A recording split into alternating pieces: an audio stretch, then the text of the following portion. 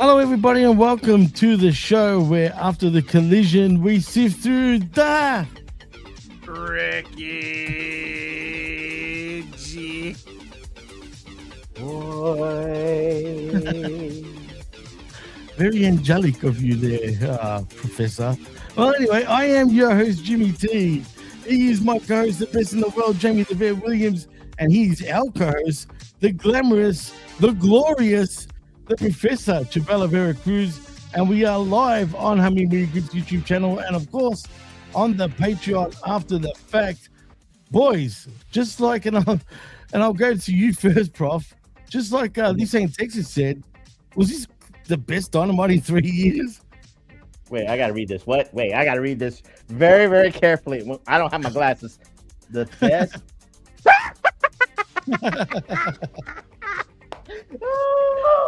You know what may be an issue there? It looks like now you are in a constant state of neuralization. Yeah. You know what? We always, I don't remember anything now. Ever since I started the wreckage, you know, the professor has forgot a lot of things. So somebody in the chat, this same Texas, you got to remind me in the last 3 years, what was so good before this episode happened? That's all I want to know. At least I will say this. I've been listening to the wreckage for quite a while with Jimmy and the vet. You know, sometimes they nitpick, sometimes they critique, but they're fair. They're always fair. I don't remember them being gleeful about a Dynamite in the last 3 years. Unless I'm wrong. Unless I've been neuralized. That's funny you say that, Prof. I don't remember us being gleeful either in the last 3 years. I don't recall. Yeah. I mean, there might have been 1 or 2 episodes, possibly. But you know what? You know what the important thing is? We are forgetting the importance. It's not Thanksgiving. It's not anything like that. You're not yet. But it is time to be grateful and talk about the real reason why we are always gleeful is because we get to show up here every Sunday morning at 8 a.m. Pacific, 11 a.m. Eastern, and talk to the Haminites. Okay, the Reflectionites, okay, everybody that's here to sit with us for a couple of hours and whatever kind of Dynamite there was, you know, the camaraderie, the family, that's what it's really all about here at HMG and all around the world. It's an international, global, it's everything like that. So I don't care if it's the worst Dynamite or the best Dynamite. I'm here because I think the wreckage is Dynamite.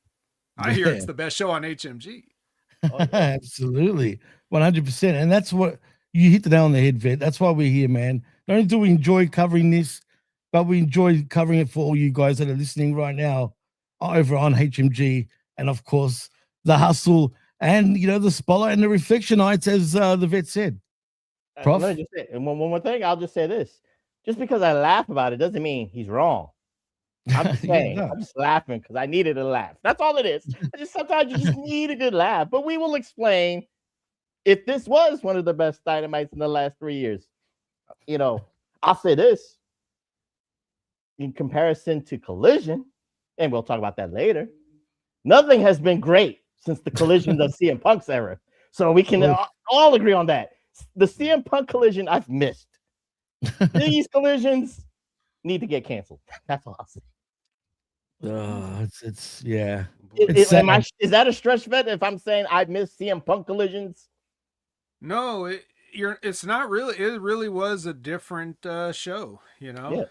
And if only certain people had just agreed to use the working glass, we might still be enjoying it. But what else would we be missing out on? So maybe everything just the universe unfolded as it should have in the end. True.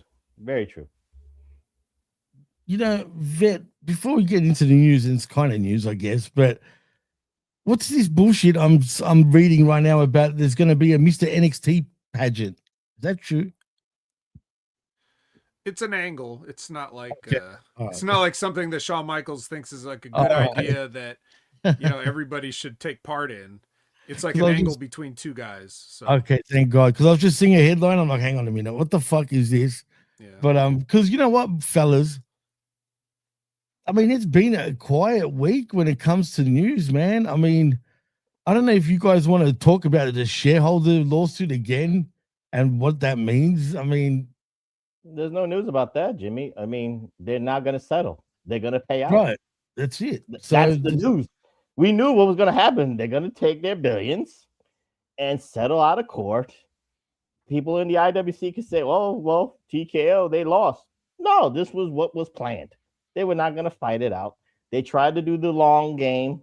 They were trying to, exhort the resources. But eventually, everybody kind of knew this. They were going to pay out. They were going to agree to settle. And that's it. Now we move on. What are you going to do? The shareholders will get them. The shareholders who sue will get their money. Well, let's call it what it is, Professor. It's just a carny grift. Yeah. Like they pulled up stakes, packed up the tent, left town, and then forgot, oh yeah, we can't actually leave town. They know where we are. We have a headquarters. Right. Okay. So that's basically what happened. It's very similar to the way the government just takes taxes out of your check. And then at the end of the year in tax season, they're like, oh, we took a little too much here. Sorry, we were hoping you wouldn't catch that, but here you go. Here's your refund. Like it's a very, very similar deal here. So the obviously the grifters that work in the offices calculated whether it would be a better idea. Like, even if it like probably in the eventuality that this happened, they probably thought, would we still make more money if we sell to a lower bidder and then have to pay out the difference? Would that still be cheaper than if we went to a high bidder just for whatever they would have sold for? So they probably figured out, some of this. Either that or they're just a bunch of dumbasses who are way in over their heads trying to do real white collar crimes with the real white collar criminals, but really, you're the carny grifters with the tent out back. You're not really white collar people. You're blue collar people trying to punch above your weight class, and you just got knocked out. So there you go. Is he, Jimmy? Is he from Australia? No, he's not from Australia, but he must be from Australia. But I'm a shady motherfucker. He's saying. No. Let's give kudos to Nick Khan, even though how shady wherever is. I'll say this. This is one of Vince McMahon's greatest hires. He hired Nick Khan in all this stuff. Let's not get it twisted. And Nick Khan has done what ever since he was involved with WWE, he's done everything for WWE with the bottom line. He's got him the TV deals. He's got him the merchandising deals. He's got him the sponsorship deals. We could always, like Vet says, we can always talk about that white collar crime. And for all the people, those progressives always talk about, the billionaires getting billions. Well, this motherfucker earns his residuals. This motherfucker earns everything. He earns his bonuses. He's gotten the Netflix deal. The man hustled Netflix, ESPN, still hustling Peacock, and whatever deal is left. That's a hustler. You want to talk about a carny, Vet? Nick Khan is the ultimate corporate carny that has used everybody. And again, 5 years from now, when the ESPN thing is done, he probably will hustle Apple TV. He'll hustle Tubi Because he knows it's like, you know what? I got to move on to the next billion. Can he keep a relationship? We'll see. But, you know, he couldn't keep Fox going. So I'm going to say he ain't going to keep ESPN going. But he's going to find the next sucker to get another $1 billion out of it. Yeah. You agree with it? Yeah, the most important thing in that line of work is schmoozability. Right? Yeah. If you could smooth talk your way through anything, you don't have to even have an education. That's true. All you got to do is just make friends with everybody and then do deals over drinks, because that's just how the shit actually works in the real world, sorry to say. It's not about honesty and hard work and stuff like that. It's about who do you know? Who's your neighbor? Who are you related to?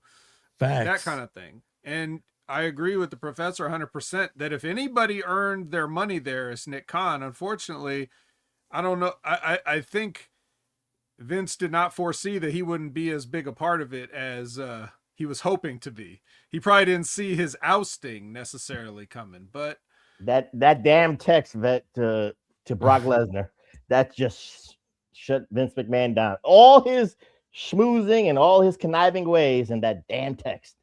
Yeah. But I mean, everybody would always talk about Vince and say, oh, Vince is a genius. Oh, Vince is a great promoter. Oh, Vince did this and Vince did that. And it's like, well, if he was all those things that people said, he wouldn't have needed Nick Khan ever in the first place.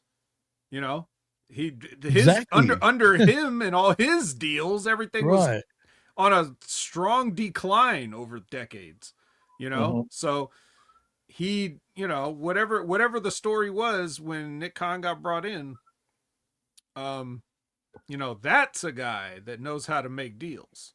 So, because just like Vince was literally the redheaded stepchild of, you know, in real life to his own family, that's kind of how real like entertainment looks at pro wrestling. They look at Vince McMahon's like, who the fuck is this asshole? They don't want to deal with him. You know what I mean? But they know Nick. So they'll deal with him. See, that's just how it is. Vince McMahon's a joke. Vince McMahon's a rib. But now those same people are looking at Nick Khan's like, oh, Nick Khan. Yeah, all right. You're doing the WWE thing? Yeah, I've always loved WWE, Hulk Hogan and all that. Anyways, let's get this done. You know, that's the nutshell version of what's been happening. Do you guys believe that Nick Khan and The Rock have actually known each other since 8 years old? I just don't buy that bullshit for some reason. I mean, there's no reason to lie about it. I don't know. Long-term storytelling, but I just don't believe it. I just think it's bullshit. So well, I don't know. Either way, we are where we are, but it would make sense looking at how, you know, Dwayne's able to collect so much for doing so little. That's true, like, too. Who else would you do that other than somebody you know since you were 8? That's true. Look, layman's terms, Jimmy. Nick Khan was the nerd, right? Rock was the jock. Rock was the jock. Who did his homework for him? So Nick Khan did his homework for him. Who did him? So Rock gave him the scraps of women. That was it. So that's good friendship right there. Yeah, I bet you he would have slapped him around back in the day for sure. I will say this though. I will say this. Nick Khan's doing great with the business deals. That's true. But it could always be better. And that's the thing too. Like, that's not mutually exclusive. Making good business deals, but not maximizing the value in your product, you know what I mean, of your superstars. You know, we were talking about last week when we were talking about Enzo, for example, and like the usefulness of a guy like that, right? Absolutely. And how you could actually make so much more money with a person like that would pay for their salary. They would pay for their own salary by what they can do for you in terms of marketing and everything like that, marketability for them, but their ability to also market other products. You know, you want to bring other sponsors on board, and who better than guys like, you know, Enzo and LA Knight and anybody that you want to put on there as like the face of a certain product or sponsorship or something like that. Now, we also talked about them bringing back Baron Corbin, and he absolutely would not do something like that. He's a guy that would just be a drain on the payroll because he doesn't actually bring anything in. No one's going to buy a Baron Corbin t-shirt. No one's going to buy a product that he puts his name on. Hold on. Counterpoint. Not to say I'm going to defend Baron Corbin, but I'm not even done, and you want to counterpoint. I love Baron Corbin, but at least I follow him on Instagram. My man could That's sell. free. No, That's free. Wait. I'm just saying, my man could, if he was to be involved with WWE, my man could sell you some coffee. They can have a coffee deal or some porterhouse steak. My man can cook and chef it up. And you can't tell me that WWE cannot do a sponsorship with Oscar Mayer wieners or some shit like that, or some porterhouse steaks. I'm just saying we could, diversify some things. We unlimited potential. Nah, I'll let Jey Uso sell me a porterhouse steak. So I mean that's my thing. Like the people like that can't bring the money in. So WWE has got people under their umbrella now, or people that could potentially, yeah, yeah, he is dog food basically. If you potentially the kind of people that can not only be entertaining on TV, but entertaining in a way as a pitch man or something like that to really get the synergy and the flywheel and all that stuff going. More of those kind of people that aren't able to do that, you're probably going to see them falling by the wayside. But even the guys that they do have, like, they're not really dropping the ball. Ben would outline the way that they could do more stuff with, like how they had the Jay and LA Knight Alliance, back in the Slim Jim thing when it first started, but they didn't really do much with that on television. You know what I mean? They're already at odds with each other right now. So, but back then when they first started, they didn't get the maximum stuff out of it. So I think with all these deals, we still need to figure out how to plug the people into the places to get even more money. They're so greedy, but they're not even being as greedy as they're not even good enough at being greedy to make all the money they can make. But in all seriousness, before we move on, Jimmy, I'll just say this. I agree, please. But this proves the value of Nick Khan, because like I said, I think he moves on to the next deal. He always moves on because that's his strength. He adapts to, okay, well, we might be losing here. We might lose the sponsorship. That's why we move on, and he swindles out of people. The one thing, and Jimmy, if you want to call this news, this is up to y'all. But the one thing that the IWC keeps, catching Nick Khan with the lies is, oh, we don't listen to the fans. Oh, we don't listen to the trolls. And then I think one of those interviews, correct me if I'm wrong, he said that the WrestleMania 40, it was always the plan between that's bullshit. Roman, he did say Cody. that, right. And then he said that this was all planned, even with all the Rock influence. The plan was just the tag team match, but the overall plan was to always have Cody versus Roman. But then I think Nick Khan, see the neuralization, Yeah. I think Nick Khan forgot that they did a YouTube video before they even did anything. Talk about, oh, we had to pivot. We listened to the fans. We listened to all that stuff. So which is it? Are you trying to like kayfabe everybody out of your ass, or whatever the case may be? But you know what? I don't care if you lie. I expect that from wrestlers.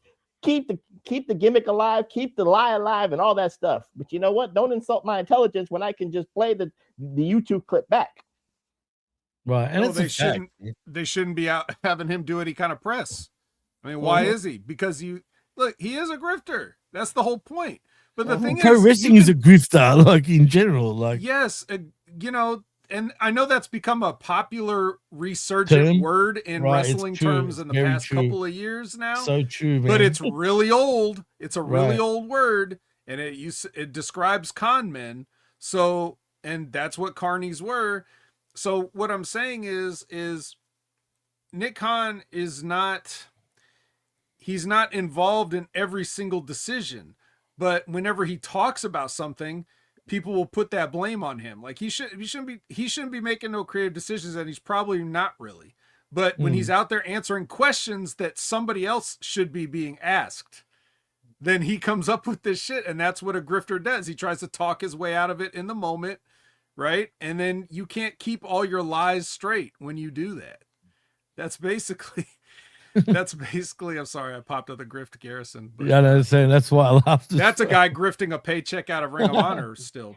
But I had a larger point with Nick Khan, which is that even like instead of you can do more when you make these business deals, Professor, you can do more when you make the deal than just to grift them and leave, because a lot of times what you're seeing is they'll sign a deal or something, and then they won't get what they hoped out of it, so they move on. That's what we're seeing in terms of like, not only just like platforms and stuff, like we see them move around, USA, Fox, Netflix, this, that, the other thing, and then people are like, oh, not what we thought. And then they have to find a new home and whatever. But I'm sure that also happens with the sponsorships as well. When you should be creating long-term deals, that can pay off just as well in the long run or in the moment, because everybody has the same needs right now in terms of content, right? Mm-hmm. Like live content, that is. Mm-hmm. People want it, people need it, and streaming needs it. If streaming wants to overtake, which it already in some ways has, terrestrial television, they're going to need live content, which TV has always had. And TV's got to try to hold on to that so it doesn't become completely obsolete. There's only one little caveat to that, Bet, and I'll just say this. I'm not saying I know the business ventures behind the scenes totally in corporate America, Bet, but again, the stigma of professional wrestling is always going to be that hurdle, even for Nick Khan.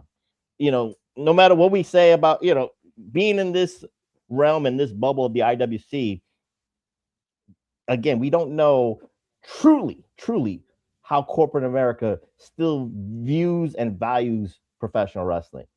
That's the thing I'll say. I'm not saying I'm right about that. I think to all of our points of what we're talking about, he's raised the value in their eyes, but it still may not be where it could be. And that's what I'm saying. Like, the shortcomings that they still have with the way they do business with people and the way they're not maximizing their own product, right? They can brag about all the gates they want, but it could be higher. If we can get it to the point where it's undeniable, then you're going to have people stepping over each other to try to pay for it. But right now it's the same thing. There's a lot of things that we all as consumers look at every day where it'd be like, I kind of want such and such, but I ain't gonna pay that for it, right? Like we say that to ourselves dozens of times, every single day. We're like, oh, that looks good. Oh, I ain't paying that though. That's basically how it is. And that's the same thing if you're looking to spend billions of dollars on rights fees contracts and whatever, or millions of dollars on TV ads or, little longer term sponsorships. Oh no, I understand that. I'm just saying, but it's going to be that stigma in corporate America. And then let's just use that like in that example months ago, but like Raja Jackson beating down that other wrestler, right? That technically, did that have anything to do with WWE? No, not to a sense, but it's WWID or whatever that case may be. But you know what I mean? Whatever stigma of something negative of professional wrestling happens, guess who gets the blame first? We'll always go to WWE first. So somebody can die in the ring. That's why, right? Indirectly will happen to. That's why I say for corporate America, they're always kind of like, well, we'll come in, we'll take your money, but then we'll see you and scale back and shit like that. So it always is a work in progress between the relationship between corporate America and professional wrestling. Yeah, and unfortunately, everything's associated with WWE. Anything that's pro wrestling related, it's automatically thought of as WWE. Yeah. It is what it is. Also, remember, Jimmy, that CEOs of major corporations aren't reading fucking Wrestling Inc. No, you know what I mean? To see right. even those stories about Raja That's Jackson, true. to even connect it to WWE. That's true. I guess I'll take that back. But in general, we all look at this stuff way through the prism of the bubble of fandom more than those people do. And when they do talk to people like Nick Khan is not bringing that stuff up. Absolutely not. They kind of like, what? What are you talking about? Roger Jackson? Who's that? I don't know. It's be family friendly. Now give me your money. That's right. Yeah. 100%. In AEW news, now we know that obviously MJF does wrestle Rush on Dynamite this past week for the AEW World Heavyweight Championship, but apparently he's got a knee injury. Now it's not going to. Yeah, so apparently AEW World Champion MJF was recently pulled from Beyond Wrestling's Break the Walls Down event. I wonder who else was on there. On Friday in Cranston, Rhode Island, due to him suffering a hyperextended knee injury during his match against Rush at this past Wednesday's AEW Dynamite show in Richmond, Virginia. MJF's injury situation is currently not expected to cause him to miss this month's AEW New Japan Pro Wrestling Forbidden Door 2026 event. Fightful Select's Sean Ross Sapp reported that while many people had speculated that MJF suffered a knee injury following the tombstone spot on the barricade, his sources stated that the injury actually happened on a Rush knee spot in the corner. Those spoken to reportedly stated that MJF's injury was just a freak accident and there's no backstage heat on Rush whatsoever at all. In regards to MJF's injury status, Sapp reported that MJF is currently expected to continue appearing on the AEW programming, while AEW officials closely monitor his injury ahead of this month's Forbidden Door 2026 event. Talking about grifting for money over here, Fightful Select just put out a whole bunch of nothing, really. I mean, really, Prof, what the hell, man? Of course he's going to be appearing between now and Forbidden Door. Vet has taught you well, Jimmy. Yeah. The young Padawan has learned, Vet. That's what it is. But I still read it out. In all seriousness, again, we can never predict injuries. Things will happen in the ring. Shit happens. Right. But I will say this. I kind of said it last week. You can check the archives, how many nights. I was against this storyline. I was against MJF trying to do Darby Allin 2.0 because he didn't need to. He's a heel. I said, be the puppet master. Let all the minions fight for that number one contendership, Jimmy. You remember I said this stuff, and we wouldn't have this situation. Again, shit happens in the wrestling world. So I'm not gonna say that, I'm right because he got injured. No, I'm saying storyline wise, you did not need MJF to do what he did on Dynamite. It didn't need pointless. But for AEW purposes, I understood the circumstances. The circumstances was they were trying to compete with the NBA Finals. The circumstances was they were trying to get a ratings pop. The circumstance is MJF is a ratings getter, but neither here nor there. But I'm just saying, for the situation, is storyline wise, he's the heel. He should have just been puppet mastering, like you said. He could be on TV all the time. He could just be at the skybox drinking, sipping champagne, watching people blood, sweat, and tears and shit like that. It's tried and true, but it does still work. And because MJF has the gift of gab, people will pay to see MJF talk. Just talk, right? Doesn't need to wrestle. Correct. And insult the fans. Yeah. You get your money's worth. He is a man that you get your money's worth either in the ring or on the mic. Very few people in AEW does that. MJF is the only one really that does that. Well said. Vet, what's your opinion on all of this? Well, whatever he should have done, he has to do it now. Yes. And I would, if I were him, I'd be on TV with a crutch every week, you know, trying to get fake sympathy or whatever and getting more heat. So Which he will be, I think, anyway. Yeah. But I mean, yeah, I don't think it's not a case of like, I don't think that the ratings are going to take a significant spike just because MJF wrestles a title match on TV. No, it doesn't matter. And if they think that, then that's unfortunate that they're still in that old mindset of like weirdos. Oh yeah, the champ is a draw, like that kind of a thing, which they are to some degree, but it was just weird the way the whole thing was, because it actually works out better for everybody if he is trying to avoid being on TV. It's like, I got the belt back, I ain't doing this, that kind of thing. Like that's the whole thing. That's what Professor's trying to lay out here as what he should be doing, and he should. So it was kind of weird, and Professor even made the point about like, last week about, why Roosh or Mark Briscoe, like, who do you think is gonna like, what do you think is gonna be more? It's like picking your poison here. So you would think he would want to turn down both of them as a character, but instead we just get a random title match, he gets in their face too when we get to it, like right. So I which mean, is ridiculous. Like, yeah, anyway. it's bizarre, but yeah, like, again, Professor covered everything already. Freak accidents, can't be helped. Just happens sometimes. He It could happens. have hyperextended his knee getting out of the shower to cut a promo. It doesn't, there's no telling what's going to happen. So he could have hyperextended with Alicia backstage. Hey, yeah. Jesus. Well, she's the one should be on her knees. But that's beside the point. Mm-hmm. The point is there's also the balance that you have to strike as an active wrestler, because you can't go too long without wrestling. Otherwise, you are still in more danger of getting hurt.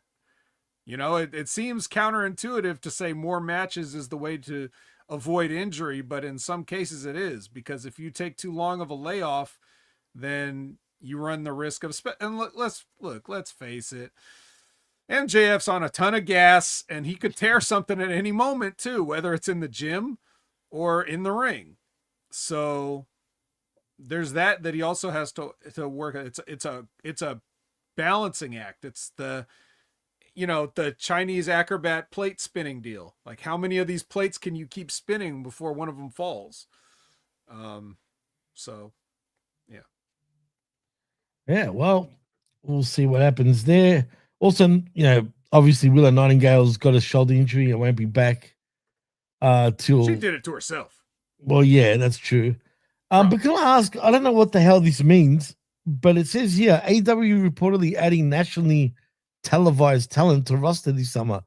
Fightful Select reported that their sources stated that AEW officials currently have plans in place to add nationally televised talent to their roster this summer. No other details were given regarding the notable names being planned to be joining AEW in upcoming months. When they say that, they're talking about talent like from other promotions, I assume?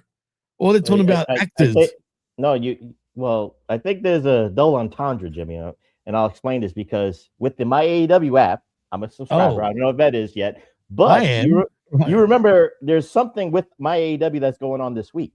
They're adding independent promotions. I saw that. AEW. Right. So maybe that's your nationally televised talent, because now they got a platform. Because since Trilla's going to be defunct soon, they're gonna scoop up all these indie promotions, and then you want to see their events maybe weekly or something like that, or monthly. I don't know, but maybe that's your national talent. But it's kind of a shrewd thing, Vet, because now you got them on your My AEW app. But now, guess who can look at that talent? Tony Khan. Oh wait, who's this guy in Progress or whatever? Rev Pro. Who's this guy? I'm gonna take him. I don't want to say I'm going to pill it. I'm going to purge it, but I can scoop them up for ROH. I can scoop them up for AEW Collision and shit like that. They might be doing that. He doesn't need to watch his own app to do that. But I will. But like, that's the thing. Does it say internationally or nationally? Doesn't say nothing.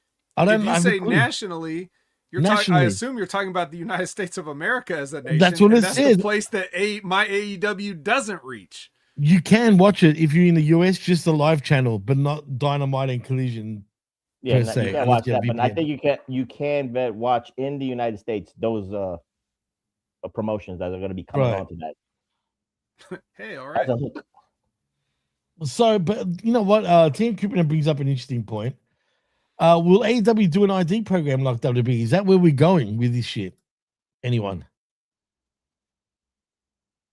Talent is talent. I mean, whether you do it through NIL or whatever, or the performance center like WWE does, AEW has got to get their claws in somehow, some way, Jimmy. So, either you do your partnerships or you can do the ID program too. We don't know. And J12, no, that doesn't mean they're not going to renew with TNT if they are or not. They're just doing this for the international audience that don't have easy access to Dynamite or a Collision due to Triller TV, as Professor alluded to earlier, losing out on that deal with AEW. But again, for J12, in 2 years, we'll know more. They're improving by AEW as we speak right now. And again, like I said, if one of the things that Nick LaPiccolo said that they're not going to extend or pick up that option, that gives AEW an opportunity to license this off. Improve the web infrastructure, maybe you can sell it off to a streamer. We'll see where we go. But again, we got 2 years from that. Still speculation. It's better to It's better to have it up and running for a while in Just the case in of an case. eventuality than to try to Right. throw it all together at the last minute. Mm-hmm. At least they're looking at it, foreseeing the future. Like the just in case if we don't get a TV deal, we can at least sit back on that. And you're right. Absolutely. As far as other news goes, boys, maybe you'll be interested in this, Vet. Not that it matters. But Shane Taylor has apparently filed for new trademark. So Shane Taylor filed a new trademark for Shane Taylor and a logo for Shane Taylor Promotions on June 5th for wrestling and merchandise related purposes to the United States Patent and Trademark Office. A portion of trademark filing, it says here shirts, sweatshirts, hooded sweatshirts, hats, bandanas, socks, and you might as well throw in underwear. First use anywhere December 2014, first use in commerce December 2014. I don't want to get into all that jargon, but basically, I guess we're going to get Shane Taylor Promotions hoodies, Shane Taylor friggin' Promotions underwear, whatever that means. I guess we're getting all I've been that. waiting for this. Finally. Every day I would go to the shop, site and look. AEWshop.com. Yeah, and it's like, where's all the Shane Taylor Promotions merch? I'm more worried about Pro Wrestling Tees because of what Shane Taylor Promotions is doing right now. Are they going to be defunct soon? Because Shane Taylor Promotions just said, "Fuck it, we'll just sell our own shit." I'm worried about them. Yeah, maybe he doesn't like Mrs. Buck's handling of his merchandise recently. But yeah, I'm not even saying that as like a disparaging thing. I was like, right. Let's get some Shane Taylor stuff going. We'll talk about that a little bit later. Breaking news, Vet. Shane Taylor Promotions and FUBU have formed the partnership. So nice. There you go. Is FUBU still a thing? Well, it's unfortunate I won't be allowed to wear it, but maybe I get a pass. I have so many passes. I think I should cash them in now. Of course. You didn't just say that.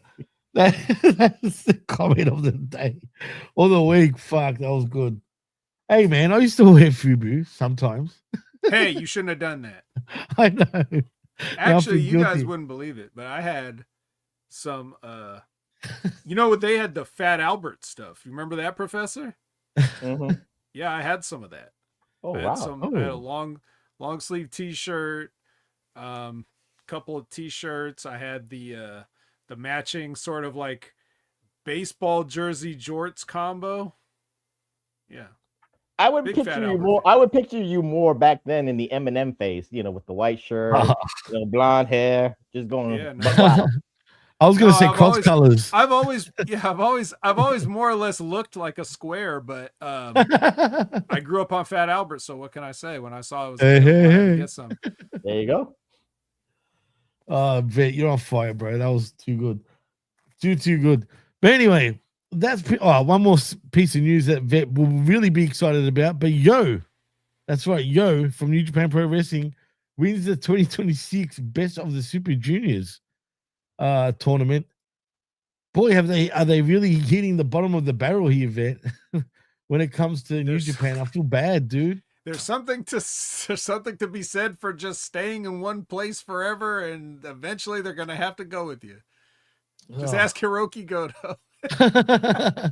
I didn't want to say this, and I'm glad that you kind of said my sentiments because my man on the Hustle on the fandom page, Cordell Mitchell, who loves New Japan Pro Wrestling, tweeted that out, and I was like to him, I was like, winning that reminded me of New Japan stringing Sonata along for many years. That too, that's like when it's too little, too late.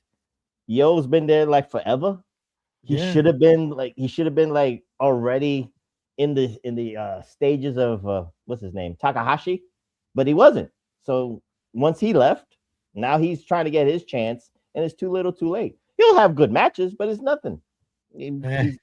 Look, I watched Yo for years. He's a tag team wrestler now. Yo is a cheese sandwich. Okay, let's face it. There's nothing there. Wait, you're not gonna get it. Hey, Ricochet, you're not gonna get excited for Yo versus Ricochet at Forbidden Door. No. Or Mike Bailey, Speedball. I'm just no. Yo is what you would call in territory parlance a good little hand. A good little There's hand. no charisma, no flash, no sizzle, no nothing. He's just another guy. He's not even a Kushida. Even Kushida has flash and somewhat pizzazz compared to Yo. And Kushida was like a boring wrestler compared to a lot of the guys over there. So, but yeah, basically Yo makes Kushida look like Dwayne Johnson. I mean, as far as personality goes. So, that's great. But at least it wasn't Robbie Eagles, because I think that's the person he had to beat in the finals, right? Yeah. As a fellow countryman, I'm sure you hate him too, Jimmy. And I don't like him because not just because he sucks, but I've heard a lot of stories that know him in real life, and they say he's a complete dick. So just for knowing that, screw you, Robbie Eagles. Yeah, he's just a little twerp, pretty much, in my opinion. Yeah. Screw him. Yo MTV raps. Hell yeah. Absolutely. So yeah, but they're hurting. That's the problem over there. Like, New Japan is populated with cheese sandwiches. Like, it's whether it's homegrown cheese sandwiches or cheese. Imported cheese sandwiches. Like, everybody over there is a fucking cheese sandwich. If Callum Newman is your heavyweight champion, cheese sandwich. If Yo is the Super Junior winner, cheese sandwich. I don't even know who the fucking junior heavyweight champion is. El Desperado? Nah, it can't be. I don't think so. You're gonna make me look He's not a cheese sandwich, but I love that's this the thing. They refuse to ever make him really the guy for a long period of time. They were trying to at one stage. They keep taking it away from him before he can get hot. No, you're right. Before we move on, Vet or Jimmy, since you're the New Japan aficionados, Dave Meltzer said something in 2019 that the valuation, I really don't want to quote Meltzer on this, but he's wrong. Whatever it is. The valuation of New Japan at that time in 2018, before the Bucks and Kenny they were still there before they jumped to and created AEW, was like $132 million. And then that Japanese television company acquired New Japan for, what was it? Like maybe a fifth of it? They supposedly 6 million was the number, but I don't look. Bottom line, I don't trust any of those numbers because Japan does not put out their information like that for the public generally. Right. So when people are saying shit like that, they're usually like, of course, I did not want to quote Meltzer, but it's like the mighty have fallen. Like you're talking about, it's like that. If 2018 they were valued a little bit more. And again, you're right. They don't disclose their financials like that. But I would kind of say, they should have been valued more when you have Okada, Tanahashi, you had the Elite, you had the Gaijins, you had now we're talking about Caleb Newman and Yo and Robbie Eagles, your favorite, Jimmy. And the valuation is at 7 to 10 million now. Wow. I would kind of believe that, but I think the whole country was crushed by the COVID that happened. The pandemic basically. That's really what crushed it bad. Right. There's still stuff going on there with a lot of businesses. Even stuff that you wouldn't think would matter, like video games. Like, you could work from home. Well, apparently it's still affecting people or whatever. Yep. So, or people that have to go to the factories to make the chips and everything. Like it's all been affected in a big way. It's not just the fact that guys are boring now. It's just that the whole thing. That's why, if you remember, not that long ago when they tried to make they were almost forced to do that coalition thing where it was like a Japanese National Wrestling Alliance where all the companies just agreed, we got to work together. We got to bring each other up and promote each other and work with each other and all this stuff. Because you can't do it on your own. So the best that you can hope for is to try to all work together to get things back to where they were, rather than try to compete, you're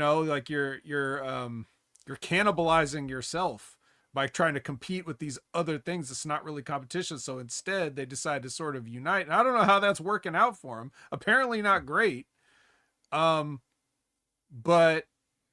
I mean, in reference to the story about the TV station, TVSI buying the majority ownership of the company, they've always had a stake in it since they have. Probably, that's true.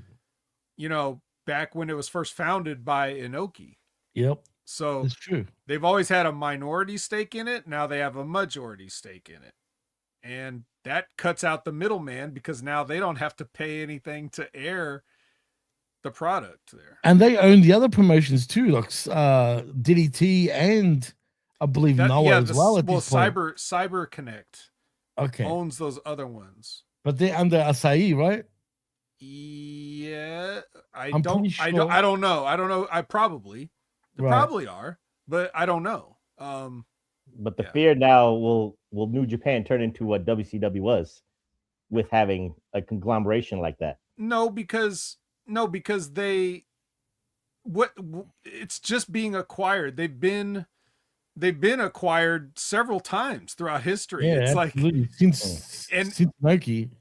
And the stuff that changes in just from the times that I've been watching New Japan to the stuff that I've heard about from the past. And, I'm not really that in touch with it now, but I still hear certain things here and there.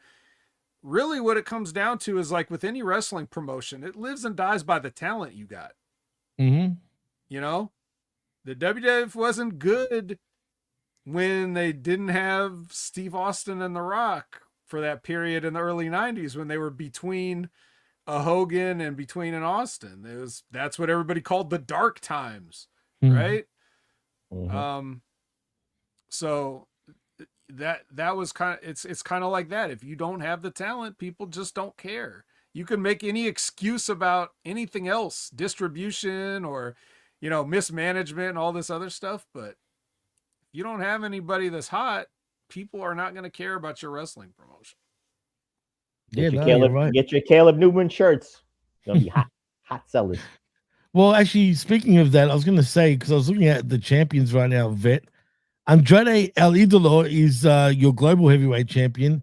Dookie is junior heavyweight champion right now. Ren Narita is your never openweight champion. And your strong openweight champion is Bolton Oleg, the Russian, whatever he is. And of course, the New Japan World Television Champion is Konosuke Takeshita. And oh my God, there's still a Brazilian New Japan. You know how many bouts they've got. I'm not even going to bother keep going. But yeah, there's way too many bouts in history. Oh, and Desperado. Doki's the only one that has any sort of anything going on right now, but that's because he fucking kills himself. He's like, he takes crazy bumps and is killing himself. But get this, El Desperado and Mystico are your IWGP Junior Heavyweight Tag Team Champions, by the way. Hey, all right. Yeah. Well, that's it. That's basically it. And you know what? Speaking of that, I think it's time we put the gloves on, Vet, because I'm going to pass it right over to you, man, because other than what we just spoken about, that was pretty much the news. I was surprised we spoke a lot about those pieces of news, which is good. I'm glad. All right. Well, we don't have as much to speak about here, but let's see how it goes. Let's just do it. It's Dynamite. It's Wednesday. You know what that means. Earlier in the day, Renee and Roosh were trying to have an interview when here comes MJF right after he cuts his promo. Like, Roosh cuts a promo in English, and then he hits his go home line, and here comes MJF and just slaps him. And then now we got to have a pull apart.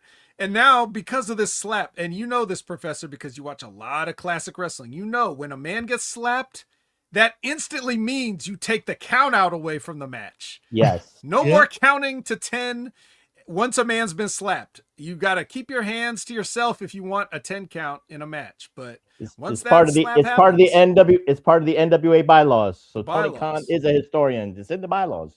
You slap is a no count out match. All right. So they show that as like, oh, this happened earlier today. Now we're back live on the show, and Renee's with Roosh again. And then he doesn't even get to say a promo because he already did one earlier in the day. And then Andrade comes in to give him a pep talk. He basically said, Professor, do it for La Raza. That's what I heard. Yeah, I heard that part. He did say that. He did say, do it for La Raza.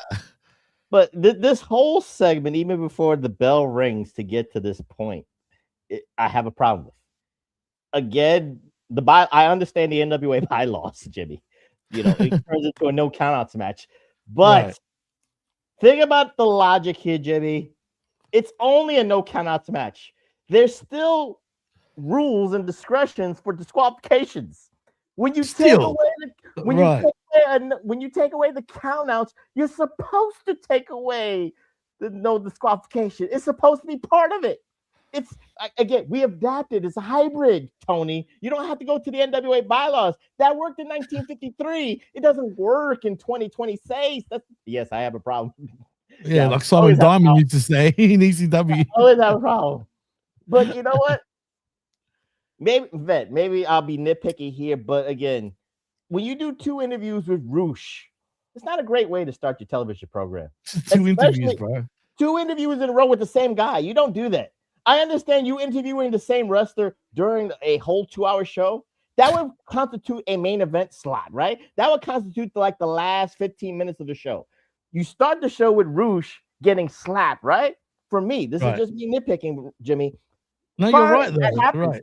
Then before the match starts, let's say it's a 2-hour thing, 9:45 Eastern Standard Time, Jimmy. Then you interview Roosh again. Right, not straight away, and then get into the match right after that. Not the earlier today at 3:00, and then we go into 9:02. It's just stupid. Again, logic gaps. I'm sorry. Maybe I'm nitpicking. I'm sorry. Speak for yourself, Professor. I can watch Roosh cut a promo before and after every commercial break for both shows. Okay, he could cut as many promos as he wants, but the fact is, they probably just agreed with you because he technically didn't cut a second promo. It just got interrupted, so he only cut one promo. Now, if he showed up twice on screen, that's one thing, and he was about to make it a hat trick because right up next is the actual match. We're kicking off Dynamite with this hotly anticipated since 1 week ago match of Roosh versus MJF for the AEW World Championship. No countouts, and you had to make it no countouts because A, Roosh slapped a man. Or no, MJF slapped him. Right. And B, because one of Roosh's own signature moves is staying outside the ring for 10 minutes. So you got to accommodate this man and his signature moves. He literally has a move where he grabs a guy by the back of the head and runs him all the way from one barricade all the way to the other barricade. Always standard. Yeah. So anyway, they have a match. Now, at one point during this match, they worked the thing where, Roosh was hurt and they wanted to call the match off, and he did the valiant, no, you're not going to stop this match, Pedro, kind of thing. Yeah. So they kept going. But in the end, the match was stopped because he was not able to escape the crossface, so the referee made a decision. That was it. Jimmy, you're already shaking your head. You don't like Roosh going out like this. The man that doesn't do jobs. You don't like him getting a stoppage here. No, and I get why they did it, because Roosh is like, you're not pinning me 1, 2, 3. He's probably, saying shit like that. But this is just as bad to me, man. I don't know. Is MJF that fucking... I get it, he's the world champion, but Roosh, he's something else too, man.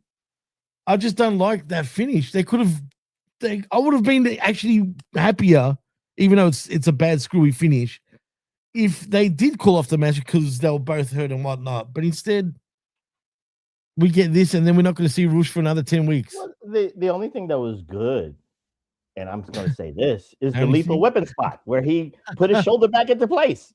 Right. Again, for the last couple of weeks on the Wreckage, and the Hami Nights know I always will point this out, and that, we understand real life situations, the doctor's discretion, they will stop a fight. That's the reality. Right. So I'm not going to say it's stupid, but for Roosh at least to no, Pedro, I'm not going to do this and do the lethal weapon spot, but putting the shoulder back in, that's fine. It's logic. It's there. So I have no problem with that. And of course, we wouldn't get to this situation. It should have been Roosh maybe against Mark Briscoe. Again, I'm going to go back to the point. This is why MJF didn't need this. He didn't need to wrestle to prove a point. He just needed to be on the mic, just pulling the strings.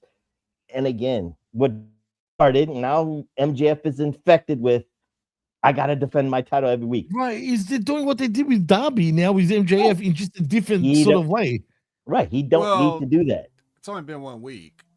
Well, yeah, that's true. I shouldn't judge. He didn't defend it last week after he won't defend it next week due to his knee injury now. So whatever they try to do, try to do with the hot shot, like we already talked about that. I think we all agree, like they didn't need to do it. But we're not always here to review what they need to do. Sometimes we're here to review what they did do. So I didn't.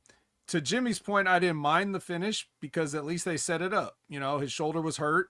Right. MJF won with a crossface, which hurts on the shoulder. Now he has a move called the Salt of the Earth, which I also thought would have been a good, move.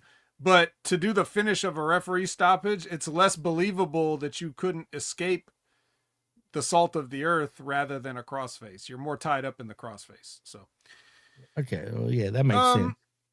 But yeah, so I mean, they had a good match. They worked hard. They worked so hard. The MJF got hurt, and they, so they delivered on that point. Right. But after he's already won the match. He goes to take his belt and he's going to hit Roosh with the belt, but Mark Briscoe comes out and stops him. And then MJF is like, okay. And then he gives Mark Briscoe a nut shot, and then he's going to give him a belt shot. And then the conglomeration comes out and stops him from doing that. So MJF thwarted from using the belt as a weapon 2 times in rapid succession. He makes everyone look so dumb though at the same time. Yeah. The beauty of MJF, Jimmy. That's the I thing. get that. But I did pop when he came out as a matador, but that was funny, like, to me. Now I could say something different, but I say, and I can nitpick a little bit. The wrong guy came out to kind of like help out the situation. Who should have really came out? Andrade. Yeah. LFI brother.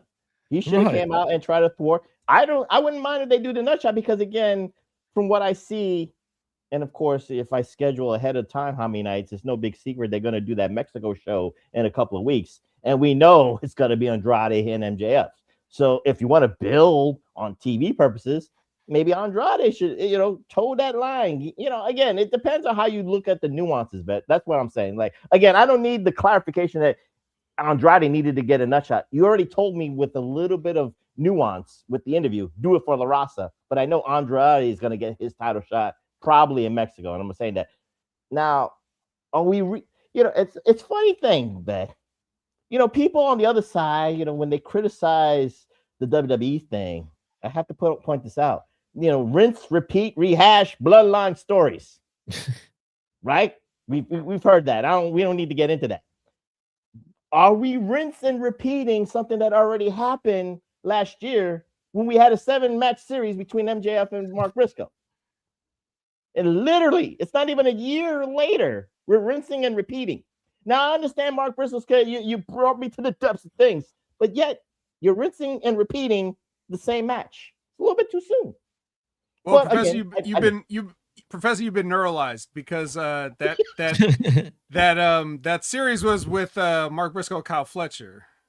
Yeah, it was. But there was something between MJF and Mark Briscoe. Yeah, they had a match once upon a time, a long time ago, and Mark Briscoe did beat him.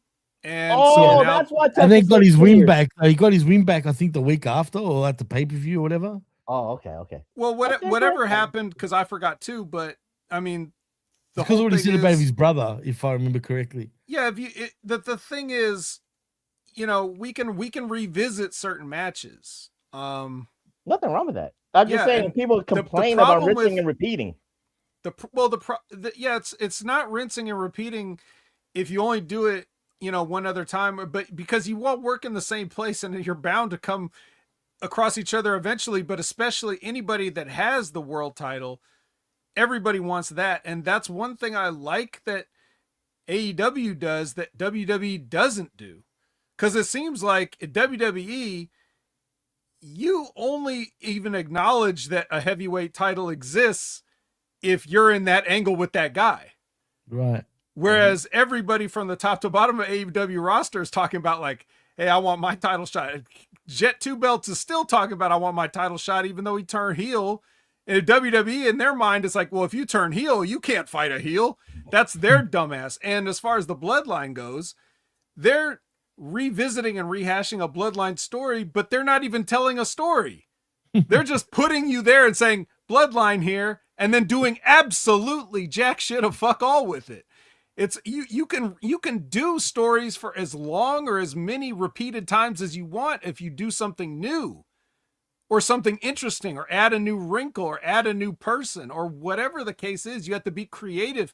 You can get so much mileage out of the same thing, but nobody does.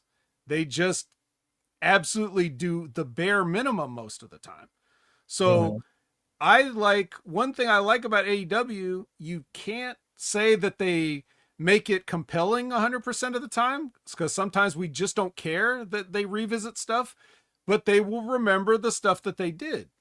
Because in real life, if somebody does something to you, you remember it. You may forgive it, but you remember it, and that could come back up. And anybody that has a relationship, like if you're married or something and you get an argument with your wife, you can damn sure bet she's going to bring up something from 5 years ago, the next time you piss her off. So we can all relate to that kind of stuff. I don't have a problem with that necessarily, but you got to do something with it. And I'll tell you what they do with it. Because Mark Briscoe has a match right now. Okay. That's one of the reasons if you notice AEW also with their formatting, they've been transitioning to different matches, rather than just have a hard out on a segment and then going into that. They keep it they fluid. Will have the next person come down. Like Mark Briscoe's got a match. So he's probably already in the back getting ready for his match, which is up next. But then he sees that Roosh is about to get attacked with a belt, and he sees this as an opportunity to have MJF. So it makes sense that Mark Briscoe, if he was standing right there ready to go out anyways, he would be the first one through the curtain. It makes logical sense. As a professor likes that logic, and we all do.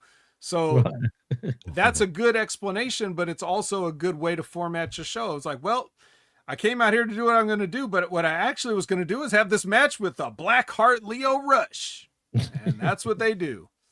It's Briscoe versus Leo Rush. Obviously, as a la carte. Guys, I'm eating on this show. Maybe this is the best Dynamite in 3 years, because I like MJF. I like Roosh. I like Leo Rush. I like Mark Briscoe. I'm just basically you're salivating. You're salivating. I like Andrade too. He came in. Andrade came in with the promo, so it's like it's going good. When you put it like that, did you like Jimmy? Did you like how during Leo Rush's entrance, the conglomeration, which includes Big Tom, Big Tom's back. Did you like how they all escaped Leo Rush by not moving when he went by? Yeah, I do like it, but it's just weird still. See, he's overacting this thing. The more longer we're getting into this, like with the Blackheart Leo Rush. Jimmy, who's the perfect foils to do that? It's the conglomeration. It's Orange Cassidy. Right? Yeah, absolutely. Don't move. Treat it like a bear. If you just stay still, nothing will happen. Park. God damn it, that made me laugh because I started joking. Yeah. So that was funny watching them do that. So that happened, and then of course Mark Briscoe beats Leo Rush, because why wouldn't he? It would have been a little bit more meaningful if Leo Rush had gotten some wins up to this point, but we're not really doing that right now. Maybe Ring of Honor. I haven't checked. You can check the Ring of Honor results somewhere, see if he's been doing something on there, but somehow I don't think so. I think he's got a 98% win total in ROH since the Blackheart. Okay, that's good. I think most people do, actually, that we see on Dynamite, regardless of their 0% winning on Dynamite and Collision, they somehow have the complete reverse on Ring of Honor. But so anyway, Mark Briscoe wins, and afterwards Mark Briscoe cuts a promo on MJF, gets the mic in the ring, cuts a promo. Now guys, I love Mark Briscoe, but so it's maybe a little biased, but I was fully ready to just be like, okay, Mark Briscoe's doing a promo. Right. And as I listened to it, and I listened to the whole thing and listened to it tell the story and cut this promo on MJF, I realize most wrestlers that have ever lived have gone their entire career without cutting a promo this good. But for Mark Briscoe, it's just another Wednesday. He can do this in his sleep. He can do this stand on his head. He can cut a money promo at the drop of a hat, live in the ring. You don't need to be in backstage with multiple takes or anything like that. You could cut a promo to be better than most people's career best promo right off the top of your head in the middle of the ring. That's Mark Briscoe. That's why we put Mark Briscoe over, because of things like this. So he not only had a strong win, he had a strong promo. That's right. That's even better than a win sometimes.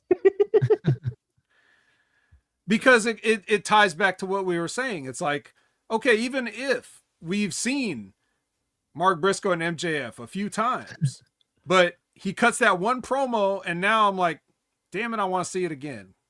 You know, because that's the whole point. Promotional interview. He's trying to sell this.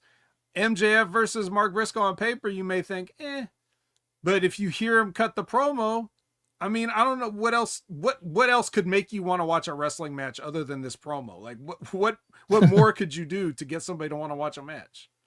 You know, Jimmy? You're right. No, go, Prof. I think the only thing I can counterpoint with that bet, and this is not even for me, I'm just going with the stupidity of the IWC, Jimmy. This is what I would say. They're so jaded and they're so like in their feelings and in their arrogance to a degree, Jimmy. They're like, well, you could have a passionate promo from Mark Briscoe, but we know the end result and the predictable end result, even if he gets a title shot. MJF lost already to Darby. He's not losing again this quickly to Mark Briscoe. That's the only thing that, again, but this is the formula. This is tradition. You got a passionate promo. You got all that stuff. I have no problem with that. But then the jaded IWC neckbeards are be like, well, what's the point? It's too predictable. We know it. He's gonna lose. So what? He's getting you into the ring with that promo. Again, I'm with you. I just wanted to point out that rinse and repeat. I'm not saying I'm defending it. I'm just saying, like, if you're gonna say that same energy, now why you choose to speak on behalf of these morons, I have no idea. As a magnanimous, effervescent professor, objectivity goes everywhere. Just because I might not like it, I just have to keep counterpoint. Didn't these people say that they thought Darby might win and MJF might get his head shaved? I mean, aren't these same people? So they don't fucking know what you know. So stop representing them. You do not speak for them. He's right. He's actually right about that, though. But for sure. But in any case, yes. So that's what we got. But we did get a great promo. So regardless, in the a la carte method, we ate a great promo. It was delicious. Now the jet speed package that they put up, not necessarily. Not the best thing to follow this. But the funniest thing to me was this. This is the opposite of somebody that can talk you into the building, because after they show the jet speed package, right, then they go back to the desk, the announce desk for an on camera, and Excalibur's trying to talk up the relationship between Mike Bailey and Kevin Knight. And he says, he's trying to say, like, these guys have been tag team partners. They've even been traveling companions. Oh, I didn't think it was serious, but now that I know they've been traveling, I didn't know wrestlers traveled together. Holy shit, this is new to me. Thanks, Excalibur. Thanks for explaining that. Wow, I'm glad you're here. It's a building block, Vet. You know this. Long-term storytelling. They're traveling buddies, traveling companions. I was waiting to say they got a sex tape together, but I got these two. Whoa. When you mess with Diddy, your eyes really go that bad. It's the devil, remember? The devil. Yeah. But anyway. If you want to move on, Vet, but I just want to say this. But wait, is this the same segment where Don Callis then introduces Kevin Whitley? Let's talk about it. Or am I? No, that's in a bit. That's in a bit. All right. Well, I'll wait till then. Go ahead, Vet. I'm sorry. Yeah, let me make sure that I didn't skip it. Okay. No, I think next is where the triangle, Jimmy. There's a certain triangle. Do you know about this Are triangle? you talking about the? Yeah. I have to get to it in a second, but you're talking about The triangle of madness. That's the one.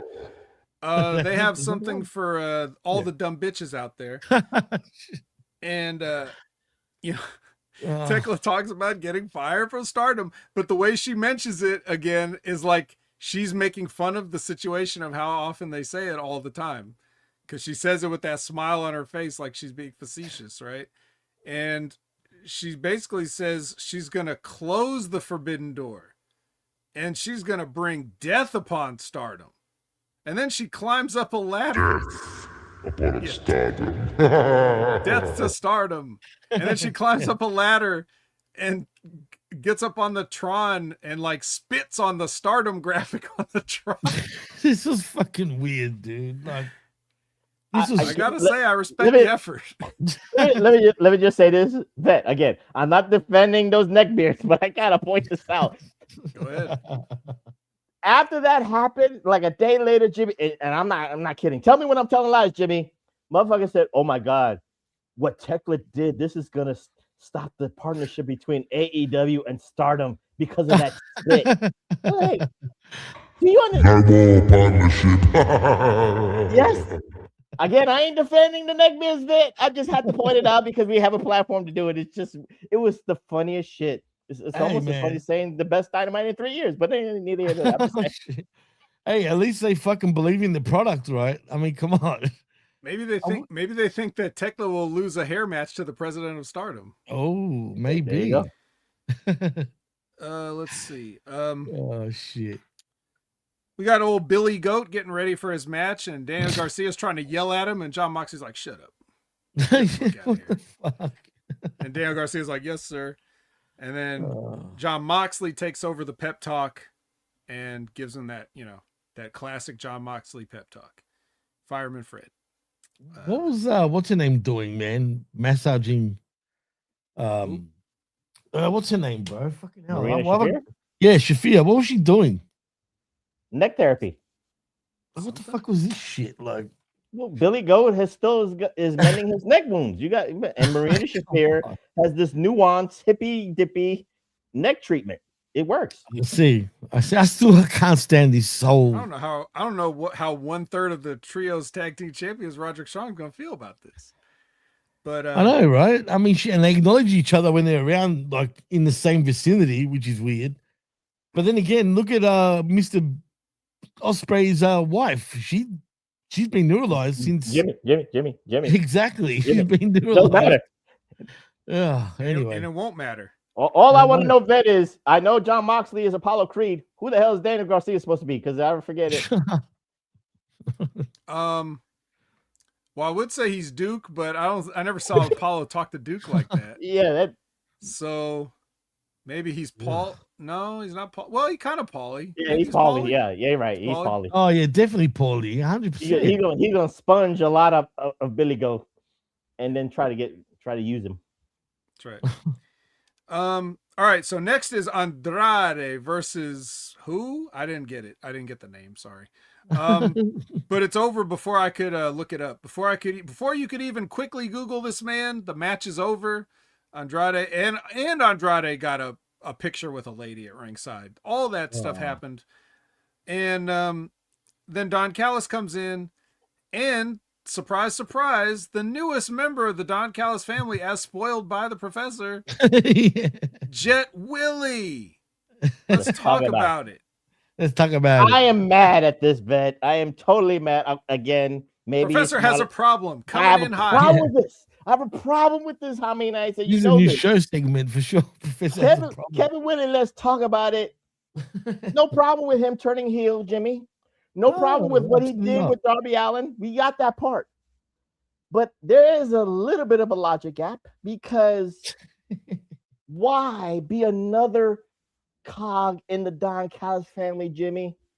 We've already seen it. Do you want me to say it? Do you really want me to say it, Prof? He's one step ahead of Jake Doyle. We know that. He's one step ahead of Rocky Romero and Lance Archer. We know that. Oh, yeah. One step ahead of Trent Beretta. But Oh. he's underneath Okada. He's definitely underneath Kyle Fletcher. So he doesn't need to be part of the Don Callis family. So here's the thing. If you wanted Kevin Whitley, let's talk about it, to be, the next project, there is two scenarios. One has actually been played out on TV, and one is just my fantasy booking. I'm going to go with the fantasy booking first, Hami, and I see if you like this. The first fantasy booking for Kevin Whitley, let's talk about it, would have been to join the Hurt Syndicate. 100%. He would have been a great replacement for Cedric Alexander, and then we get all that nuance. The problem why they didn't want to go with that vet is because the Hurt Syndicate are baby faces. I don't know why, because the Hurt Syndicate loves to hurt people, and in Tony Khan land, I get neuralized to be reminded who is heels and who is faces. We see that all the time. But again, for the look, Kevin Whitley, let's talk about it, would have been a perfect member for the Hurt Syndicate, and all these guys need to be on TV a lot more, and they're not getting. What happened after the Stadium Stampede? Hurt Syndicate is on vacation again. What the fuck? I'm sorry. Yeah, they are. Now wait a minute. And the second one is the one that did play out on TV, Jimmy, because I remember this in the last 3 years, Texas. There was nuances backstage between Kevin Whitley and Swerve Strickland. So with Swerve Strickland actually goading him to join the dark side, if you will, how many nights? Why not join Swerve and Prince Nana and build up the embassy? I don't even know if they call them. That's cool. But at least Swerve can be smiling like I created a monster or something like that. Not be another cog in the Don Callis family. I think optics-wise, for the potential that Kevin Whitley, let's talk about, had, Swerve would have been perfect. Or the Hurt Syndicate. That's just me, Ben. I think the Swerve idea is better, though. I like that one because it starts a whole new, But it was on TV. Right. Do you remember, Jimmy? Like he was backstage just looking and just trying to tell Kevin Whitley, let's talk about it. So let it play out. That would have been the perfect situation. Neuralization happened, though, Prof. Yeah. Well, I think the Jet realizes what I guess you guys have been neuralized to see. Swerve ain't on TV. Hurt Syndicate ain't on TV. No, that's true. Don Callis family's on TV. Always. Oh, I got that part. Well, that's why you wouldn't do it. And because clearly something is keeping those guys from being on television right now. And there's been way more focus on the Jet, even when Swerve was on TV and did do that thing where he told him, hey, blah, blah, blah, backstage that you're talking about. He's still on more of a focus than Swerve was even at that time. So I don't know what's going on there, but we got to figure it out. Anyways, he's in the Callis family, and that transitions directly into the next booked match, which was Jet versus Speedball. So again, another smooth transition into the grudge match between traveling companions. Traveling companion versus traveling companion. Here it is. And there's a lot of, because now with the Don Callis family, he gets access to all kind of shenanigans that he didn't have before. And they all shenaniganize here on poor Speedball, and Jet hits some kind of move and he wins. And then didn't Mike Bailey land on his neck with that move? Probably. He almost looked like he killed him. Anyway, and didn't Kevin Knight call out MJF again? Well, yeah, I was saying they did a promo there at the end. Right. Where, everybody, but I'm just looking at this promo, and oh, by the way, while all this stuff is going on, Jake Doyle's just here. Yeah, he's just standing there. It's just there. Don't pay too much attention. Just he's just there. He's just there to stand. He's just there to stand with his shirt off. That's all. So, all I'm just saying, Vet, is I understand Kevin Whitley. Let's talk about it. Needs a little bit of refinement with his promo skills. We all can agree on that. I'm cool with having a mouthpiece, but again, a mouthpiece. But Don Callis, overshadows a lot in that family. But you're right, Vet. They're on TV every week. But again, like you just said, Jake Doyle, well, hi, how you doing? Is a Where's Waldo moment. Is like, I'm still part of this family. Oh, let's not forget Brian Cage. Hi, how you doing? I'm still part of this family. Oh, he is, isn't he?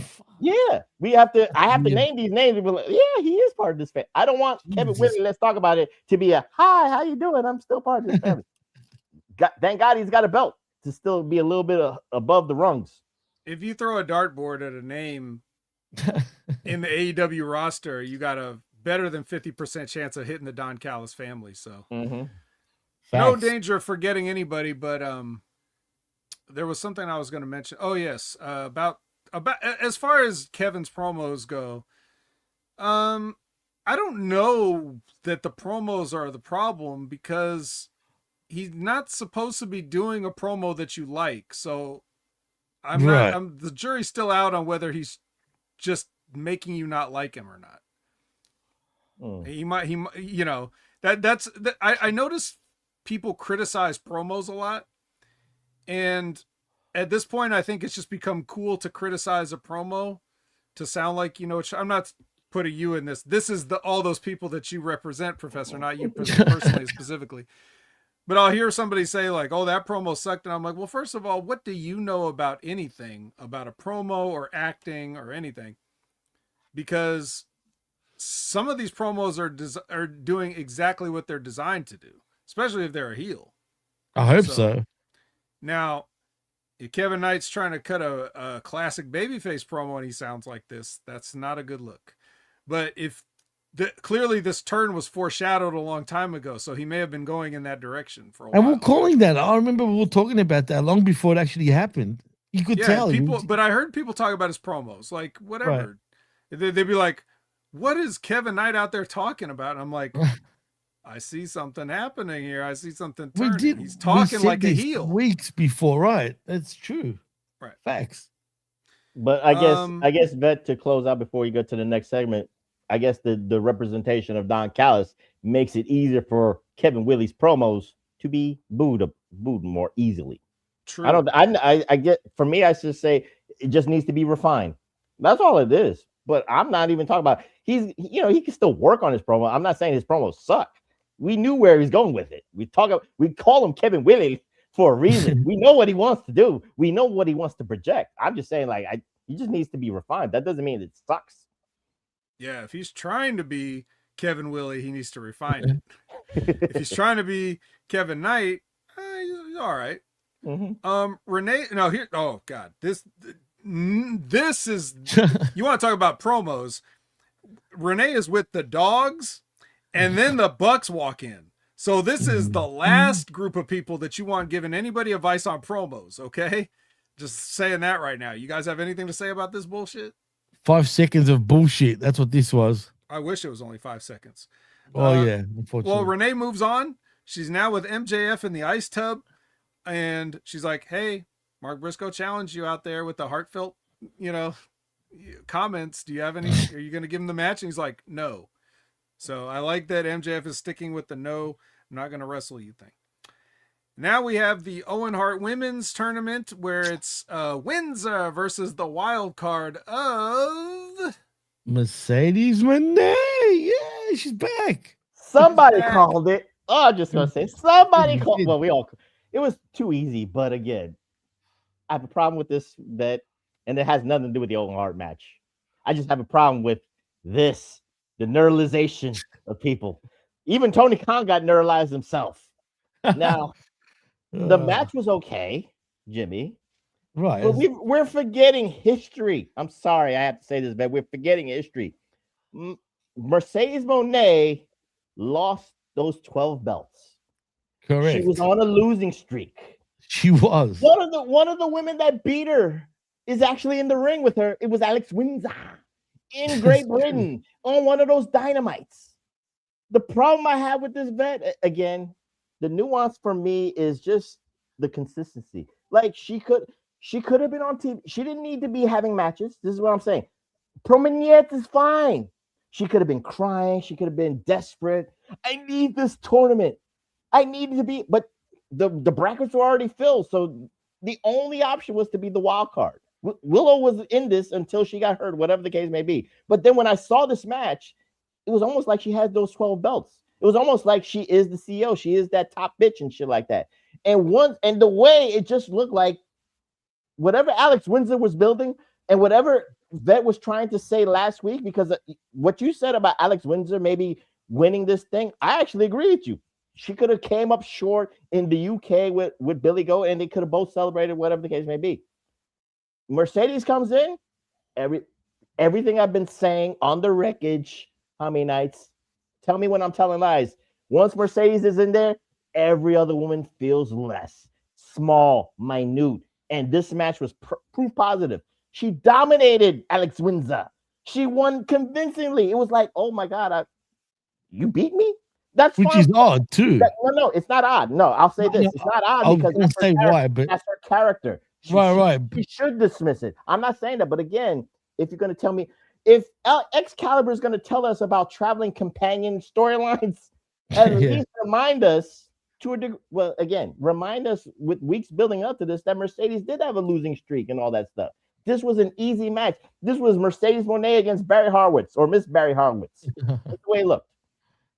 The reason why I said what I said too, by the way, was because usually with AEW matches, one dominates and the one dominating usually loses generally with AEW matches, but not in this case, as you said.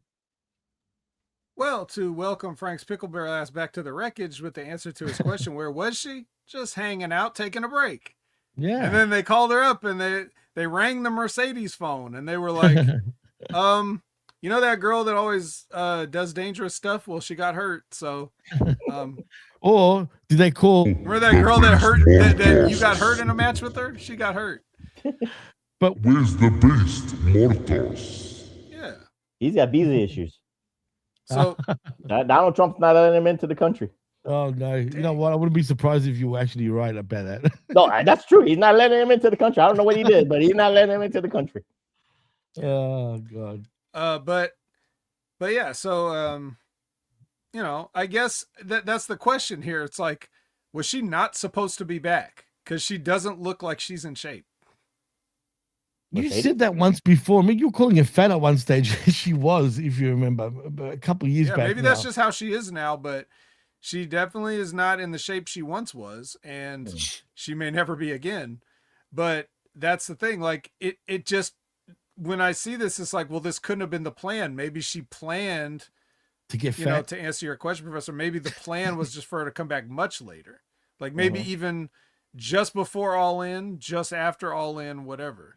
Like it could have been the chance to just be like, okay, let's put the spotlight on everybody else or something, and then make a big splash after that. But they got on the Mercedes phone. Like, well, let's just move things up a bit. Could it have been that? Who knows? We don't know. At least the finals look more interesting with Athena versus Mercedes. Yeah, get Alex Windsor the fuck out of the tournament and off my television for good. Nobody wants to see that. So I'm glad, and that's what we get out of it. Again, in an a la carte sense, I'm eating here. Now that I'm going through this card, you know, on Dynamite, I'm realizing that this ain't Texas may have been right. This could have been, at least for me, this could have been the most fulfilling. On paper, definitely. No, even in practice, I'm getting it. Like I'm seeing this stuff. It's happening. Okay. This has been, but I'll say this for Texas. This is the biggest problem I've had in the last 3 years with this Dynamite show, with my understanding and logic gaps that I see. That's the thing. Yeah. Well, it's always been a problem. It's not like they fell off. Wow. It's not like a decline in that situation. That's just, you know, par for the course here. So Fairway to Hell coming soon. Speaking of that, no. So we get a package on Ty J and Divine Dominion, just letting you know, hey, yeah, these guys are going to fight on Saturday. And then we get Renee's with Don Callis and Okada's there. And Okada says the title, it's referring to Takeshita being with the conglomeration. He says that title doesn't belong in a backpack. And then Ciampa cuts a promo backstage, and he's basically telling Jericho, stay away, Jericho, or I'm going to kill you because I'm a psycho killer who kills, definitely kill people. Right. Yeah, so this last part of the show with this promo here by Ciampa, but it was short. Mercifully, it was short. And then the main event, this was like the only part where I was like, well, luckily I'm already full and I don't need the dessert of this Will Ospreay versus Zill Davis. Yeah, it's a whole match. There's a big old, they do this whole thing. They're trying to tell the story. Oh, this is the guy that put you out with the neck injury for 10 minutes. And then you went to the Death Riders and got instant therapy and everything's fine. This is that guy. Oh my God. You know, the guy that jobbed to like everybody in this company right before he just won a random belt off of Jungle Boy. Remember that guy? He's so dangerous. And then, yeah, they have this long ass match. And then there's a whole schmaz with the family, the Don Callis family, the Death Riders come in, schmaz. Kyle Fletcher's out there. Kyle tries the literal screw job. He gets the famous yellow tape handled screwdriver and tries to kill Will Ospreay, but Takeshita comes from under the ring somehow and peels him off, and they go fighting back to the back and whatever. And then after that, there's more near falls, more kickouts of everything. Surely that pile driver that killed Will Ospreay is going to finish him here. No, he's going to kick out now because Marina Shafir did the elbow thing. And then he finally locks in the death ground, and oh my God, Mark Davis is tap dancing like Fred Astaire. And let's not forget, this is Billy Goat's 55th 5-star match, according to Dave Meltzer. This got 5 3/4 stars. No, really? It really did? Wow. Yeah. Again, I'm not defending the neckbeards. I'm just pointing it out for the Hami Nights and all that stuff. So, you know, this is 5 3/4 stars with a lot of, again, the schmazes, the psychology and all that stuff. So, schmazes, bro. That is there. The fucking the screwdrivers. You get a star. You get a half a star per kick out. Wow, I can't believe that's nuts. Because really, what else was it? I mean, like, you know what Will Ospreay's going to do. You've seen his matches. Right, you know but what Mark Davis is going to do. You've seen his matches. So what makes some match a 5-star match and other match not? The kickouts. That's it. And the people, like the people are into it. I'll give them that. That's of course. That's fine. The people are into Will Ospreay. They never haven't been in AEW. No, you're right. Least. Absolutely. He's never been cooled off there. So they're into that. That's what really counts. You know, if you were not watching the match, like I kind of wasn't. I mean, I did, but like I kind of, you know, Jimmy, I was watching the game. I was watching the game, so you know, I kind of you're watching the game, but you could hear the people. You're like, okay, the people are loving it. So, and you can judge by that too, like you said. It's true. No, you're right. Yeah. So there's that. Now, do I like it? Not really. I just because to me, this is like I see this all the time. They never do anything different. They always do this. Like whoever they're working, they work with each other this night. But whatever match they have together, they'll go have that separately with other people because that's all these guys can do. All they can do is crazy bumps and kickouts, and you know that's it. They don't tell any other real story here. The story was built in. This guy Pyle drove me on the apron and put me out, so now I'm back to win a tournament match against him. Damn, you dashed Dunkzilla's dream of winning the Owen Hart Cup and him representing his favorite wrestler Owen Hart. His favorite wrestler. Yeah, I mean Owen Hart broke a guy's neck with a pile driver, so of course he's Mark Davis's hero. The one thing we'll say here. Oh, sorry, Jimmy. I just want to say. No, I just said he's not lying. That's all I was going to say. No, the one thing I'll just say here is now we got the predictable finals on both sides. We see Mercedes and Athena on one end, and Vet called this weeks ago. Ospreay against Swerve. So I guess that's the mountain that he has to climb over to get to that point. And that's what sucks about this tournament. It's so obvious to see where they're going every time, which is just ridiculous. Yeah, it is obvious, you know. And again, the payoff probably is the countrymen will win in Wembley. 100%. It's got to be. Hopefully, and I'm going to call this out now. I'm saying this in June, Jimmy. I know what you're going to say. I hope that even if Billy Goat becomes the AEW champion, that John Moxley destroys him to just send a message like, "I want the title shot. I want that belt. I trained you. I got your neck strong enough, and I want to see a plastic bag over his head, man. I want to see almost an attempted murder. I want to see something. Give me back that heel heat for Moxley, because again, the people's champion, as Jimmy referred to as Moxley, is. He better do something in Wembley to get booed out by 40 or 50,000 people. But it's a Rocky storyline, like Vera said a million times. Yeah. It really is. That's what we're gonna get as the main match in the end, right? I'm waiting for the beach promo yet, Jimmy. I'm waiting for that. Yeah, Billy, what's going on with you? There is no tomorrow. There is no. But the thing is, the proverbial plastic bag is going to be the analogy will be the end of Rocky 3 when Apollo wants the match not for the cameras, just for himself. Right. So that's what Moxley will be doing. Like, now that you've won the AEW Championship, I'm taking that from you. Like, that'll be the thing. Like, because they want to fight behind the scenes type of thing. Like, I'm not saying saying they'll play. I'm just saying look, we have to really stretch to make the analogy. No, you're right. No. We gotta have an AEW World Title match between Billy Goat and John Moxley and and they push the camera away, right? Yeah. In the Desperado Dojo, we don't even know. We don't even see it. We don't even see it. We just get told what happened like the week later. Actually, now that we say that, I could. Oh my God, I could see that happening.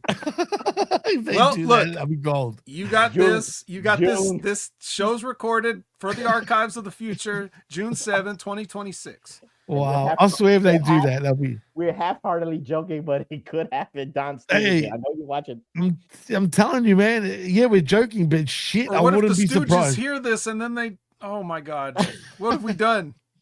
You know what? Erase the tapes, Jimmy. Erase the tapes. Pull it down. We're done right now. We can't let this get out. Let's just go through Collision and hope nobody clips that and sends it before we're done. Look at this guy. Jimmy making it short. I should really. We're starting out Collision with a championship match, just like Dynamite was. It's the Women's Tag Team Championships of Ty J taking on Divine Dominion. And well, it goes a little longer than 5 minutes, but did you time it? I didn't look at my watch on that one. Didn't time it. It was my internal clock telling me this feels longer than 5 minutes. Was it 8 minutes? It was about 8 could have minutes. been. I really have no idea, but they did go to a commercial break. I know they went to a commercial break. That's why I know that much. All I can tell you is the same thing I tell you every time we talk about Divine Dominion is that Lena Cross. Oof, that Lena Cross. You got other than that, I got nothing. What do you guys think? Jimmy, every time I hear the word, I hear Lena Cross from Vet's mouth. That's salivating, and by the way, that's your plate is getting fuller with. I'm eating again. Jimmy, you got no emotions when we say Lena Cross. What's up? What's up? I mean, yeah, why because she's Australian, she's good, yes. Absolutely good. But do you have high standards for your Aussies? Is that what it is? I do. I've never said a bad thing about Lena Cross, by the way. Just quietly. I actually haven't. I actually think she's good, considering she's come out of nowhere, really. She built a name for herself on the Australian independent scene, but no one knew who she was really in the US. And once Tony took a chance on her, it's worked. I mean, it's worked. I can't think of anyone debuting the way she has and still being on top, if you know what I'm saying. Now, the only thing I'll say is, okay, now we don't need the 5-minute eliminator matches anymore. It's done. Ty J, the last tag team that actually matters, they're done. So who are you going to prop up now? Who's next? That's the thing. So who can really beat him on paper? Really, someone will beat him, but again, I guess we gotta wait for Wheeler to come back from injury, or wait for Mercedes to become a pure babyface and have her and Tony Storm team up one day, and then they'll be the ones that beat him. Yeah, overshadow the tag team division. Yeah, go ahead, Jimmy. Let's do that. I'll salivate for that. I can see that. They'll do that. They'll do something stupid like that. Hey, so anyway, Mega Powers, bro. All Come that on. matters is that more Lena Cross on television. But them two, though, honestly, are a great fit for each other. I think they're perfect But and I you're feel not- bad for Julia Hart. But you're not. No, Penelope Ford. Oh, Penelope Ford. Why don't I say? Why don't I say that? Yeah, I mean Penelope You- Ford. Right. I you feel look- bad for her because she's done now. There's no coming You back. love some triangle of madness. But I just Yeah, say maybe. that just watch a couple of GCW matches because they're good. You just don't see that on AEW television for both of them. Right. I don't know. Tony's holding them back from showcasing them like that. You think so?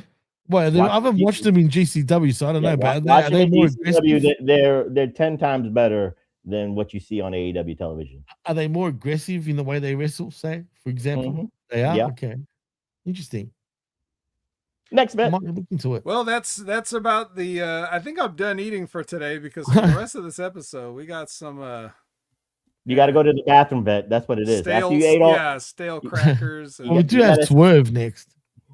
well, In what a I have promo. here is the classic Don Callis family hallway beating, with RPG Vice and the Josh Alexander spot. After that, right?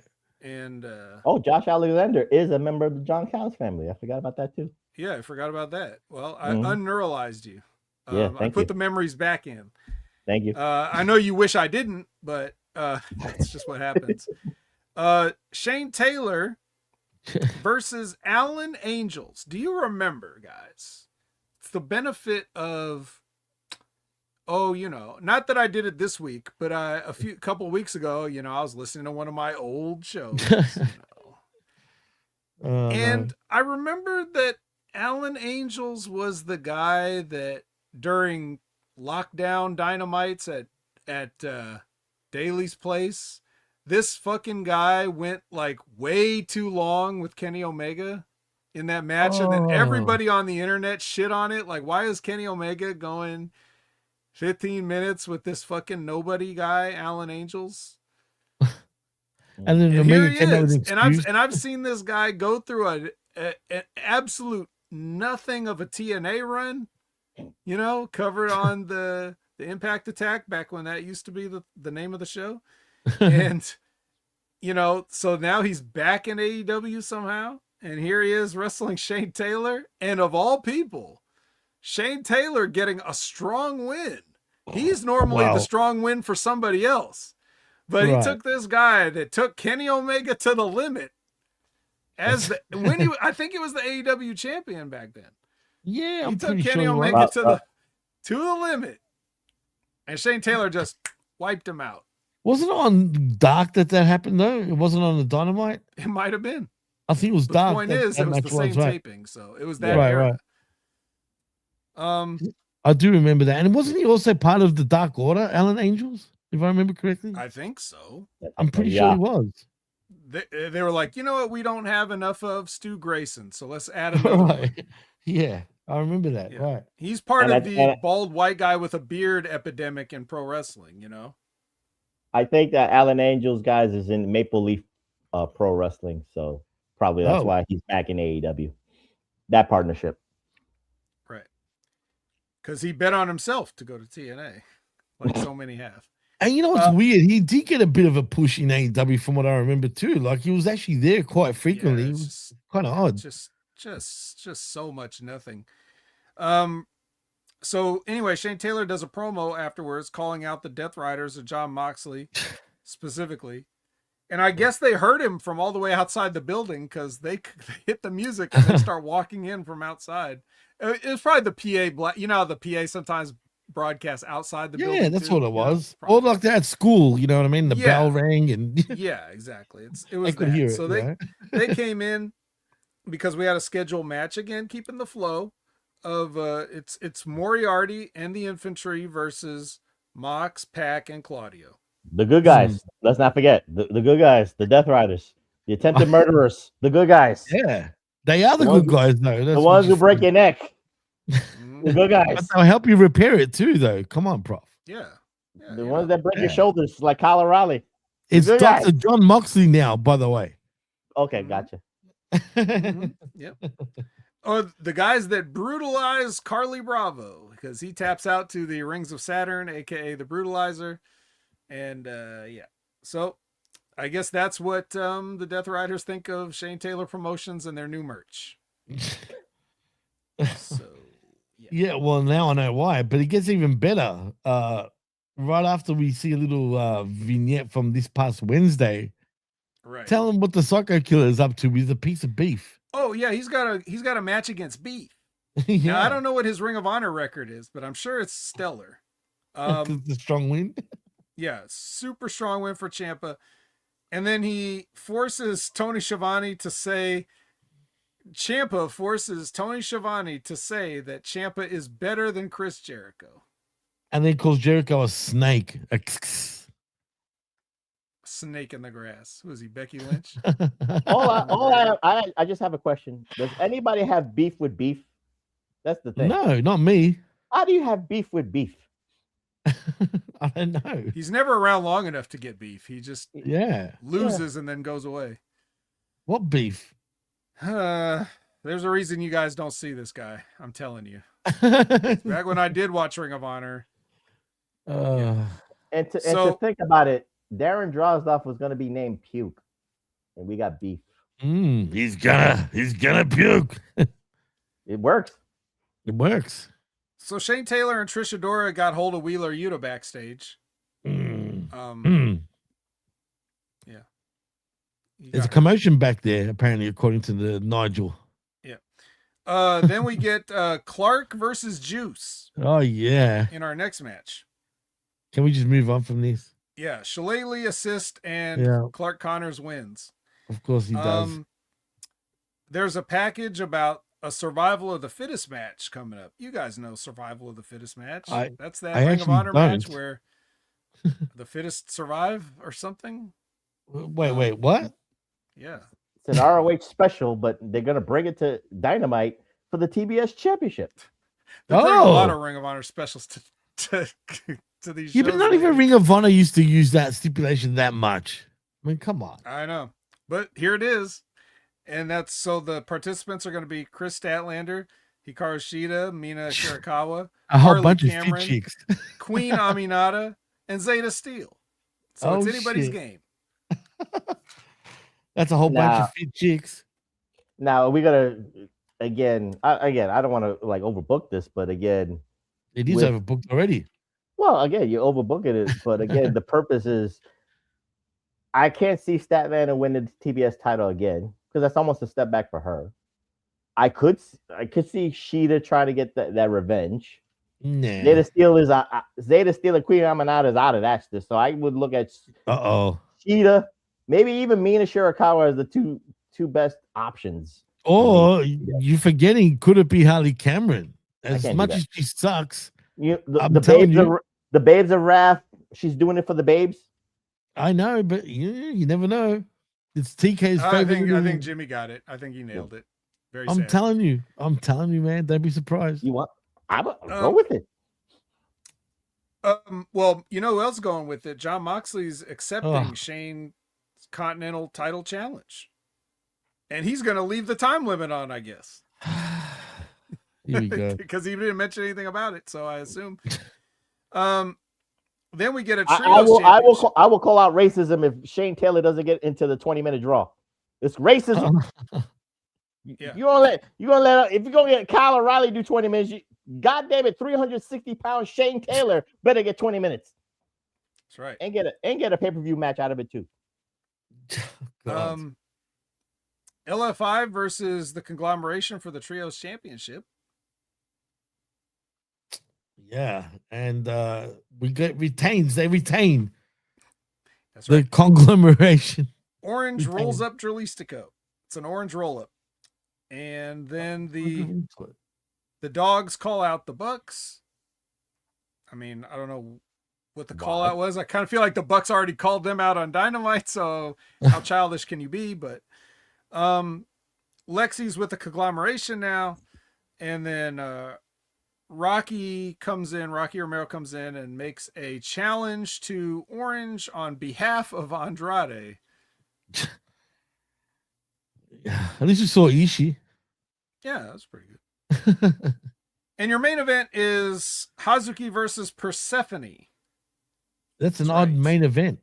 It's a singles match. That's good. It's not Daniel Garcia. That's good. Right. But unfortunately, I did watch this, and it was Hazuki versus Persephone. So Hazuki did get the win. yeah, she did get the win. Didn't Vet you in your archives disavow Hazuki for main event matches, or is this Daniel Garcia? Just No, Daniel No, it would have been Garcia. Garcia, not Hazuki. Just making sure. I didn't know if you It's disavow Hazuki. Daniel Garcia. My disavow is limited to Daniel Garcia in main events and out of context Singapore cane / kendo sticks. Gotcha. That's all. Just making sure. Like for example, Sheeta has one as part of her character, so she's allowed to have it. But if one just shows up under the ring somehow that has nothing to do with anybody, sorry, I can't. I cannot avow this. So those are the rules, and these rules are a 3 count fall, and a Mahi straw cradle gets the job done for Hazuki, and then CEO comes out and attacks this loser Persephone because long-term storytelling, Professor, Persephone is one of the people that did beat her for one of those championships, and she hasn't forgotten. Would it have been better to have Persephone win so you could keep Nope. going? No. Nope, not even. So Not even. She's a sore winner. Hazuki had nothing to do with any of this, so she left. But she's not gonna sit around. The babyface that she's not gonna sit around and watch a person that she just had a classic match with and hugged and kissed and shook hands and all that other stuff in the middle of the ring. She's not gonna then turn around and be like, well, I just hugged and kissed you, but I'll let you get beat up. No, she runs right back in to fight off the Mercedes. The Mercedes, I'm not in this. Nothing to do with you. And then she goes to check on her new best friend, Persephone. Are you okay, Persephone? We just had a banger. Are you all right? She hit you? And then Mercedes comes in, bam! Get you too, bitch. Psych, I do have a problem with you now. So, secure. So she does that, and what is this crap? What is this? What does this keep happening? It's weird flashings going on, Vet. Don't worry. It's all good. Yeah, I'm worried. Basically, they all hugged in the end until she turned, like you said. And she's got a problem with the security tried to hug him because security came out here and tried to hug both these ladies and keep them apart. And then Hazuki dove on everybody. And then the security was falling all over the place. Like they kept getting up and falling down. It was like 20 people holding back just Hazuki, and there was like nobody over there with Mercedes. It was pretty funny. That was collision, right? Like that was a bad collision, just quietly, man, all the way around. It wasn't one of the best collisions in 3 years, at least. No. Dynamite was a shit tons better than this. The universe has to balance itself out. You can't just have an amazing Dynamite and an amazing Collision. Sometimes we talked about Collision being better. We come in here like, oh, Collision quietly had a great show and Dynamite was meh. It's true. They sometimes do that. And at one stage, it was about 2 weeks in a row, 3 weeks in a row where Collision was the better show. Well, all I'm saying is Persephone should have won. We got a story. We got a redemption. Well, I think there is a redemption for Mercedes to just get certain revenges on people. She got it on Wednesday again. And again, for Tony Khan, I'm saying this. I will say this forever until I'm proven wrong. Tony Khan only cared about Mercedes and Tony Storm stories. Everybody else is overshadowed. Now one of them is back. Let's see where everybody is on that pecking order and how valuable they are. I worry about Tekla. That will be a great but if she loses to Mercedes, she's just another cog in the wheel of she will. Legacy. And everybody will tell me, oh, how Mercedes is way better and she's the best women's wrestler ever. Again, it's not about that. I don't really care. I'm just saying, if you're not booking everybody else, man. If you're not booking your other women to showcase, then we got a problem. Yep. I like that. Professor has a problem. Don't worry about Simon Diamond. Speaking of showcasing, I would also like to say that, just to end on a positive note, at least, sure, we have Professor's problems and nitpicks, and we all have things that we like and don't like and things that we wish we could do better. But I want to at least praise Mr. Tony Khan for this. He's got a ton of people on his roster, on his payroll, and he's trying to get as many of them on the shows as possible, and he still can't get them all on. Meanwhile, over on the other hand, WWE has also a large roster, and they refuse to put certain people on TV. You can't. you'd have to what does it take to get a LA Knight some camera time? You had to send the most praise WWE's gotten for anything they've done is sending two guys down to another promotion in another fucking country to run an angle to bring praise back to WWE. It's not anything that's going on their fucking show. Because they just refuse to not drag everything out till it's just completely dry and barren. But that I was just proven right. El Grande, I've seen the Grande Americano since 1987. And everybody's now joined. No, well, I'm just saying. And now everybody is appreciating El Grande Americano. That's all I was just saying. Yeah, and that's great. I wish they would appreciate some of the people that they had there, like I don't know, Chad Gable. Whoever this Chad Gable person is, I feel like he's been in WWE for a long time and they have not used him effectively. So that's my point. Tony is not using people effectively because he's got so many and he just physically can't. There's not enough time in the day. And WWE has all the time in the world and they're like stretching stuff out just ridiculously. Like there's got to be a middle ground somewhere for somebody to just have a show where you've got, hey, look at all these guys we got, and you got to see them all, and you went home happy, and goodbye. See you next time. I would say TNA, but then they don't do that either. So. Oh my God, TNA doesn't have one good wrestler. Especially now that Alan Angels is back in AEW. Wait, he's not there permanently though, man. That was just a one-off, right? TNA is so bad that it makes Vet watch Drew Carey show. That's how bad it is. Right. I couldn't believe that. I thought he was ribbing, man, but he legitimately reviews the Drew Carey show on the Impact Attack. I was shocked. I was like, wow, he's actually doing it.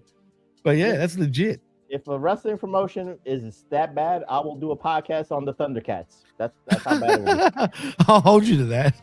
If you do one of the Thundercats, that'll pop me. Hey, I used to be a fan of that. Sight.